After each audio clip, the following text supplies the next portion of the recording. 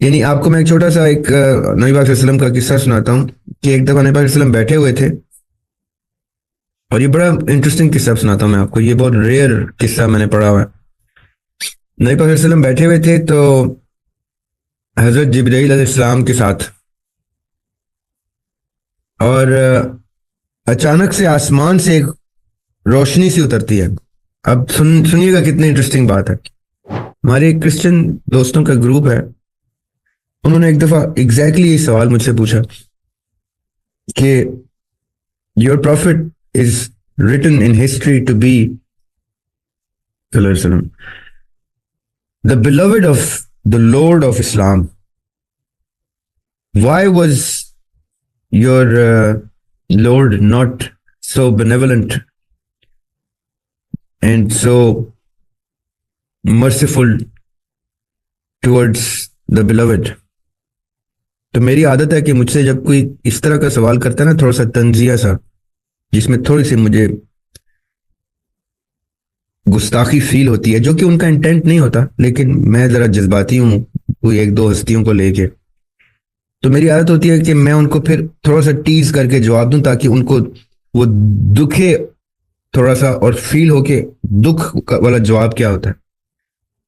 تو میں نے ان کو کہا کہ میرا تو منزلوں سے کوئی واسطہ ہی نہیں، میرا تو منزلوں سے کوئی واسطہ ہی نہیں، مجھے یقین ہے پروردگار راہ میں ہے۔ جب آپ کا ہم سفر ہی اللہ تعالیٰ ہے۔ آپ نے بتایا کہ ایک دینے والا ہوتا ہے ایک لینے والا ہوتا ہے، تو جب ہم یہاں پہ کچھ دینے والے بنتے ہیں، وہ اگر پریچنگ کے حوالے سے ہو یا کسی بھی آسپیکٹ کے حوالے سے ہو، تو لوگ ہمیں کہتے ہیں کہ نہیں، مطلب لوگوں کا یہ ریئیکشن آتا ہے کہ پہلے آپ خود ایک فرشتہ بنے پھر اس کے بعد کچھ کریں۔ تو اس چیز کو، مطلب اس سچویشن کو ہم کیسے ہینڈل کریں؟ اچھا، آپ نے جو پہلا سوال کیا تھا نا، جب آپ بینیفیکٹر بننے لگتے ہیں تو لوگ کہتے ہیں کہ پہلے کیریکٹر اسٹیبلش کریں بائی فرشتہ۔ آپ کا میرا خیال ہے یہی مطلب ہے کہ پہلے اپنے آپ کو اسٹیبلش کریں as a person in the society, as آپ کا سوشل اسٹیٹس پہلے اسٹیبلش ہو کہ آپ ایک اچھے انسان ہیں، اور پھر اس کے بعد آپ اسٹیپ 2 کی طرف جائیں اور لوگوں کو بینیفٹ کرنا شروع کریں۔ Did I get the question right? Mic پہ؟ جی سر بالکل۔ وہ مطلب آپ کے کریکٹر کے وہ ایلیمنٹس بھی مطلب جج کرنا شروع کر دیتے ہیں جو کہ نہیں کرنے چاہیے۔ جی ٹھیک ہے۔ اچھا دیکھیں، سوری، جب بھی آپ کسی نیک یا ٹھیک راستے پہ چلیں گے نا، تو آپ سمجھ لیں کہ رکاوٹیں اور ہرڈلز آپ کی زندگی کا سب سے کامن حصہ بن جائیں گے۔ یہ تو آپ ٹیکن فار گرانٹیڈ لے لیں گے۔ اکثر میں مولا علی کی ایک حدیث سب کو بتاتا ہوں کہ مولا علی نے کہا تھا کہ اگر آپ کی زندگی میں آپ کا راستہ بہت آسان اور اسموتھ، ان سمپل ورڈز، چل رہا ہے تو سمجھ لیں کہ آپ غلط راستے پہ ہیں۔ تو جیسے ہی آپ اس راستے پہ آئیں گے جس راستے کے اوپر آپ کو اللہ تعالیٰ کی خوشنودی ملے گی، تو سمجھ لیں کہ رکاوٹیں تو گھر سے ہی شروع ہو جائیں گی۔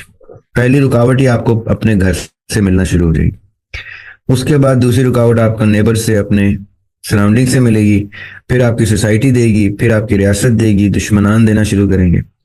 تو یہ تو آپ part and parcel of being the رائچیس person ہے نا، کہ آپ نے رکاوٹیں دیکھنی ہی دیکھنی ہے۔ سو آپ اس کا آنسر کیا ہے؟ یہ تو ہمیں پرابلم سمجھ آ گئی کہ یہ آئے گا۔ اس کا آنسر یہ ہے کہ you have to, the first and foremost thing that you have to learn to acquire is patience۔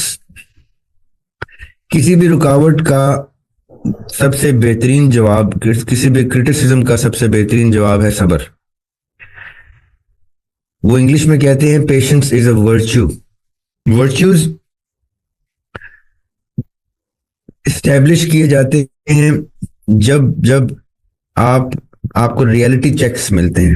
Reality checks کیا ہوتے ہیں؟ مثال کے طور پہ ہم جب بھی اپنے بزرگوں کی ہسٹری پڑھتے ہیں، بائی بزرگوں آئی مین انبیاء علیہ السلام اور ان کی آل اولاد، تو ہمیں صرف اور صرف تکالیف سننے کو ملتی ہے, پڑھنے کو ملتی ہے. چاہے وہ نبی پرانے ہمارے انبیاء ہوں, موسیٰ علیہ السلام کے ٹائم کے نوح علیہ السلام, یا ایون آدم علیہ السلام, یا چاہے وہ آقا علیہ السلام نبی پاک صلی اللہ علیہ وسلم اور ان کی فیملی ہو.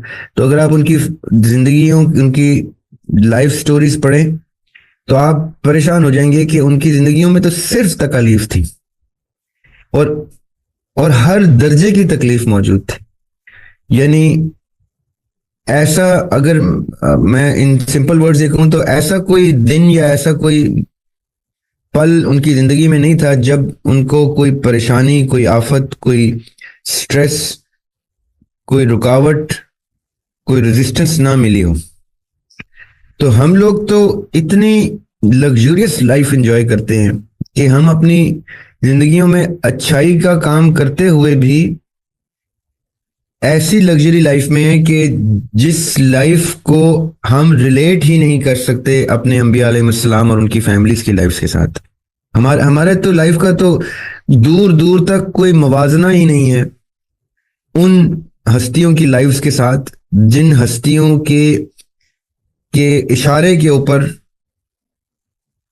فرشتے آ کے ان کو دنیا جہان عنایت کر دیں.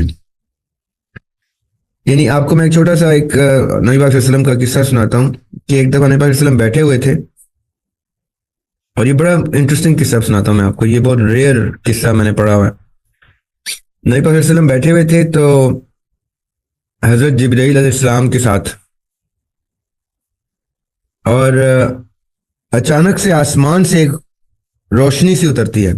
اب سنیے گا کتنی انٹرسٹنگ بات ہے. وہ روشنی اترتی ہے تو جبرائیل علیہ السلام ڈر جاتے ہیں. I'm not talking about a human being, I'm not talking about a صحابی, I'm talking about جبرائیل علیہ السلام. وہ اتنا ڈر جاتے ہیں کہ ڈر کے نبی پاک علیہ السلام کی کمر کے پیچھے چھپ جاتے ہیں. وہ روشنی نیچے اترتی ہے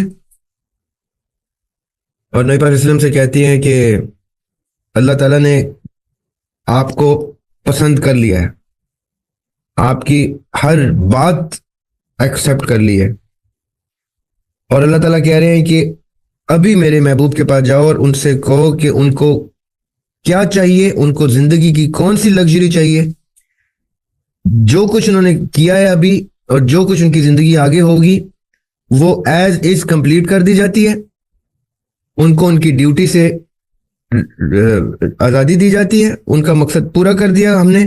ان سے کہو ان کو کیا چاہیے. تو نبی پاک علیہ السلام کہتے ہیں کہ اللہ تعالیٰ سے کہیں کہ مجھے کچھ بھی لگژری نہیں چاہیے. آپ ان کو کہیں مجھے اسی حال میں رکھیں اور میں اسی طرح رہوں گا. آپ ان کو میری طرف سے شکریہ ادا کیجیے گا, ان کو کہے گا کہ میں بالکل راضی ہوں اسی حال میں, اور وہ روشنی چلی جاتی. جیسے وہ روشنی جاتی ہے تو حضرت جبرائیل علیہ السلام آقا علیہ السلام کے پیچھے سے سامنے آتے ہیں. تو نبی پاک علیہ السلام کہتے ہیں آپ کہاں چلے گئے تھے, آپ کیوں ڈر گئے تھے. تو جبرائیل علیہ السلام کہتے ہیں آپ کو پتہ ہے آقا علیہ السلام یہ کون تھے. تو آقا has a smile on his face. تو کہتے ہیں جی. تو کہتے ہیں جبرائیل علیہ السلام کہتے ہیں یہ حضرت اسرافیل علیہ السلام تھے.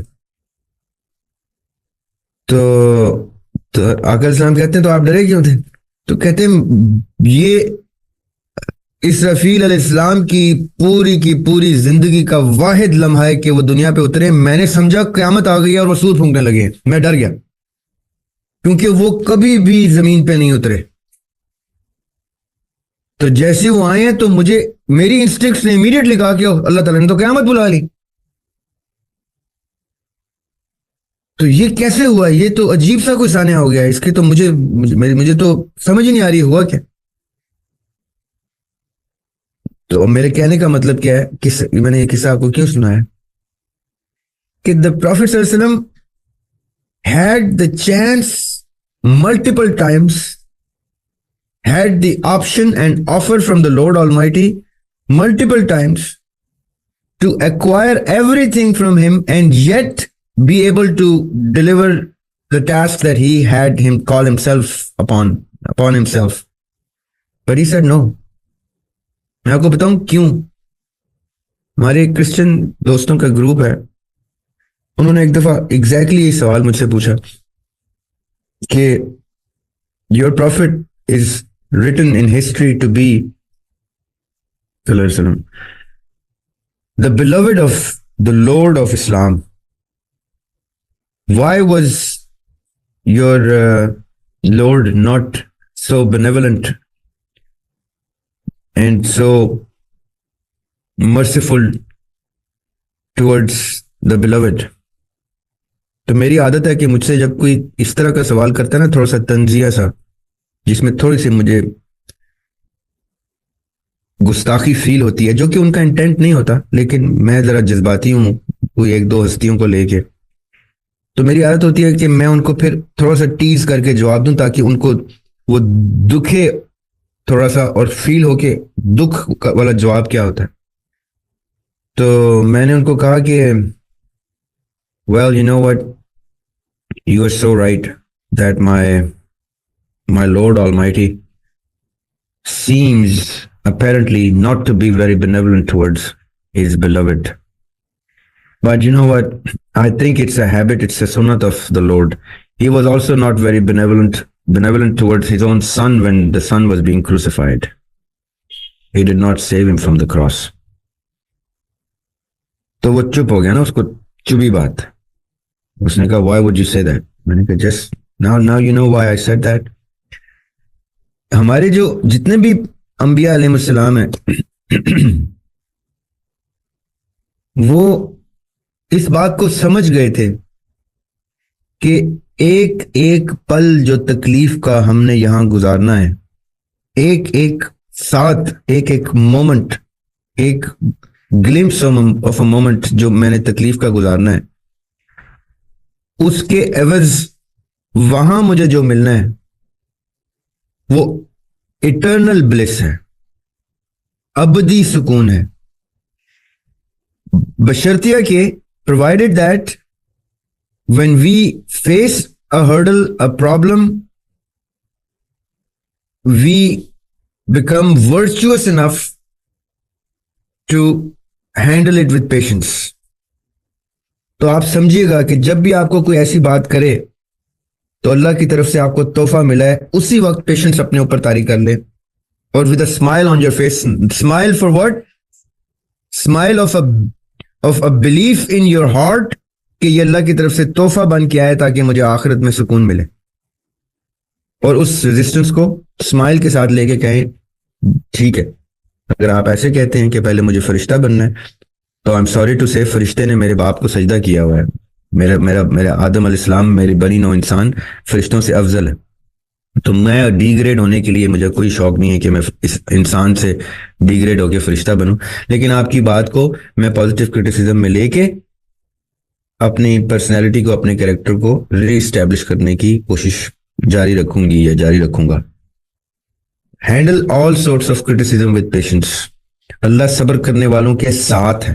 مطلب اس مومنٹ میں اگر آپ نے صبر کر لیا تو اس کا مطلب ہے اللہ تعالیٰ آپ کی سائڈ آف دا بیٹل میں کھڑے ہیں. اور اس سے زیادہ کیا خوبصورت بات ہے کہ میری جنگ میں اللہ سبحانہ تعالیٰ میرے ساتھ. وہ میں نے ایک شعر لکھا تھا کہ میرا تو منزلوں سے کوئی واسطہ ہی نہیں, میرا تو منزلوں سے کوئی واسطہ ہی نہیں, مجھے یقین ہے پروردگار راہ میں ہے. جب آپ کا ہمسفر ہی اللہ تعالیٰ ہے, جب آپ کا ہمسفر ہی آقا علیہ الصلوۃ والسلام کی محبوب ذات ہے, جس ذات کے لیے, جس ذات کی محبت کے لیے آقا علیہ الصلوۃ والسلام نے اپنی زندگی کی ساری تکلیفیں برداشت کی, وہ ذات جب آپ کا ہمسفر ہے تو پھر آپ کہا کریں let your criticism come my way, I am born to handle this, I am born to take it. میں پیدا ہی اس لیے ہوا ہوں یا ہوئی ہوں کہ میں نے تکلیفیں اپنے سر پہ لینی ہے, کیونکہ تکلیفیں سر پہ لینا میرے اس محبوب کی سنت ہے جس نے اپنے محبوب کے محبت میں تکلیفیں اپنے اوپر لے لی. اور میں آپ کو بتاؤں, آپ جس دن اس طرح کے کرٹیسزم یا تکالیف کو اپنی زندگی کا, اپنا وے آف لائف بنا لیں گے, آپ کو دنیا میں, زندگی میں وہ اٹرنل سکون مل جائے گا کہ آپ کہیں گے مجھے آخرت کے سکون کا بھی کی لالچ ختم ہو گئی, مجھے دنیا میں ہی سکون مل گیا. کسی کی محبت میں, اور وہ بھی رب کی, کسی کی محبت میں ٹھوکر کھائی ہوئی جو ہوتی نا, وہ کبھی بھی درد نہیں دیتی. محبت میں کھائے ہوئے زخم جو ہیں وہ سکون دیتے ہیں, یہ میں آپ کو گارنٹی کے ساتھ بتا رہا ہوں. محبت میں اینگلز الٹے ہو جاتے ہیں. وہ کیس جب لیلا سے ملنے جاتا ہے تو پتھر پڑتے ہیں اس کو, تو جب وہ پتھر کھا کے واپس آتا ہے تو بہت زخمی ہوتا ہے, تو اس کو ایک راہگیر اس کو مرہم لگانے لگتا ہے. وہ کہتا ہے تم کون ہو؟ تو کہتا ہے میں عاشق ہوں. تو کہتا ہے تمہارا نام کیا ہے؟ تو کہتا ہے لیلا تو مجھے عاشق کہہ کے بلاتی ہے. تو کہتا ہے اچھا تم تو بہت زخمی ہو, میں تمہیں ٹھیک کرتا ہوں. کہتا ہے نہیں, یہ زخم میں نے محبت میں کھائے ہیں, یہ زخم وہ تحفے ہیں جو مجھے محبت میں ملے ہیں, تم ان کو ٹھیک نہیں کر سکتے. میرے تو بس میں نہیں ہے کہ وقت بھی میرے مرہم نہ بھرے. تو جو تکالیف آپ نے اپنی مرضی سے, اپنی محبت کے جذبے سے اس رستے میں لی ہوتی ہیں تکالیف, وہ تکالیف آپ کی میموریز ہوتی ہیں, وہ آپ ریمنس کرتے ہیں ان لیٹر سٹیجز. آپ اس کو ریکال کر کے خوش ہوتے ہیں کہ میں نے اللہ تعالیٰ کی راہ میں. آج کسی سے پوچھیں آپ جس نے اللہ کی راہ میں چوٹ کھائی ہو, وہ اس چوٹ کو اپنی زندگی کا ہائی لائٹ سمجھتا ہے. یہ ہمارے ملٹری والے کیا کرتے ہیں, جب کوئی شہید ہوتا ہے تو اس کو کیا دیتے ہیں, نشان حیدر دیتے ہیں. تو اس کی پوری زندگی کی ہائی لائٹ وہ نشان حیدر ہوتا ہے, اس سے پہلے کا کچھ بھی کسی کو یاد نہیں ہوتا. وہ اس کی زندگی کا خاصہ ہے کہ وہ اپنے مقصد کی راہ میں جان دے بیٹھا ہے, لیکن وہ نشان حیدر سے یاد کیا جا رہا ہے کہ میں نے وہ کام کی ایک گولی کھائی تھی جس کا زخم ایک میڈل بن کے میرے سینے پہ لگا ہوا. باقی اس کو جتنی چوٹیں لگی وہ بھول گیا ہوگا. جس ٹائم اس کو گولی لگ رہی تھی اپنے مقصد کی راہ میں, وہ گولی اس کو اس پل میں سب سے معتبر, سب سے عزیز, سب سے پیاری گولی تھی. اس کو تو وہ گولی مارنے والے سے عشق ہو گیا ہوگا, اس کا چہرہ نہیں نکلا ہوگا اس کی آنکھوں سے کہ تو وہ خاص آدمی ہے جس نے مجھے گولی مار کے یہ حیدر میرے نام کے ساتھ لکھوانا تھا. یعنی میں محبت میں حیدر کہلایا گیا ہوں, اس رستے میں, اس مقصد میں حیدر کسے تشبیہ دے دی گئی, نشان حیدر دے دیا گیا. So the point is, let these wounds be your medals, let these scars be your feathers in the cap.